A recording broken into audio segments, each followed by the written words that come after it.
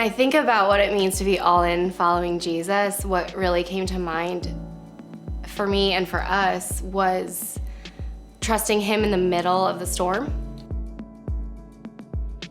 I can vividly remember it was January 2019. We were sitting in the back of the Fairmount location and Ken was preaching about how if you're not in a storm right now, it's because you just came out of one, or you're about to go into one.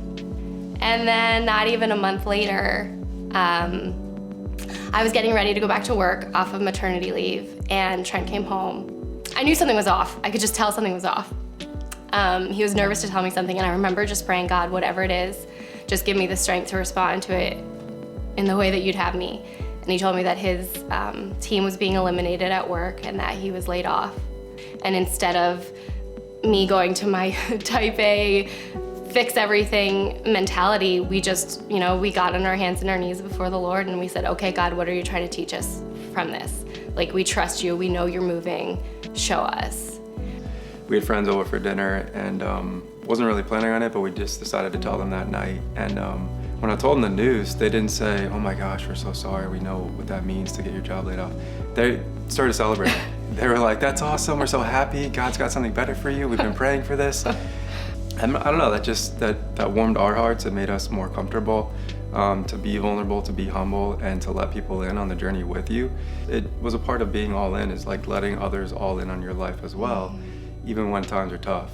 And then the Lord just kept telling me to humble myself even further than that. So I expanded it past them and just told everybody. I was like, guys, I could use some prayer, I got laid off, this is a tough situation. It was a Wednesday, I sent that text out to a lot of people.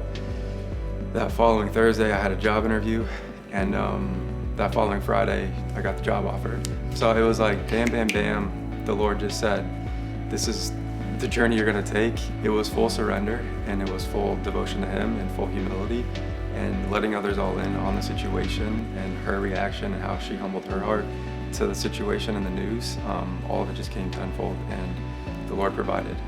And so when we think about who we wanna be, it's not just to get out of the storm. It's to who are we gonna be in the storm, and who is God making us? And I think that's like what he's really teaching us now, even into 2020 now, and like we are still in the middle of some storms that have been really hard and challenging. And I'm trying to shift my focus to not be, okay, God, when am I gonna get out? When is this over? It's more like, okay, in this moment, who do you want me to be? And what are you trying to teach me? And we're just trying to take steps of obedience and surrender. Yeah.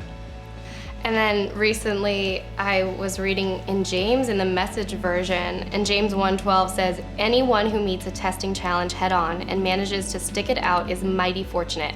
For such persons loyally in love with God, the reward is life and more life. And I had never heard it in that version before, and what I'm realizing is the reward isn't getting out of the trial. The reward is the relationship and the stronger faith that you develop through the trial. Yeah, so when I think of total devotion, full potential, for us, we kind of just came up with this motto for our family, and it just says palms up. So it just means palms up. It means at any moment we're ready to give. We don't want to be holding on to the script that we're writing for our own life.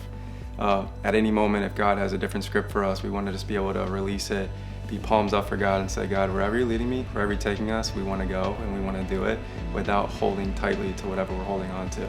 We say a lot how important it is and how wonderful it is to be a part of something bigger than ourselves.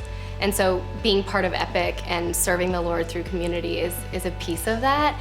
And when I think about doing all in with the entire church, I just see this movement, this move of God, because he's working, it's individual. It's just so exciting because I really do think it's gonna help lead us to what God has next for us, and it's gonna be bigger and better than anything we can see. And that's not in numbers necessarily or growth, it's just in how God is moving in our hearts and our lives, and we're gonna just see the fruit of the Spirit working in us. The importance of being all in isn't just how it's gonna impact you and how you're gonna grow, but it's how you're gonna be able to impact others. And that's more significant than the growth that you're gonna experience, because that's what discipleship is. It's growing yourself so that you can benefit others. So being a part of All In, yeah, we're gonna grow in ourselves, but the potential to impact others and reach that 1.5 million people, it's worth it. don't get overwhelmed by this big vision. All you need to do is take the next best step.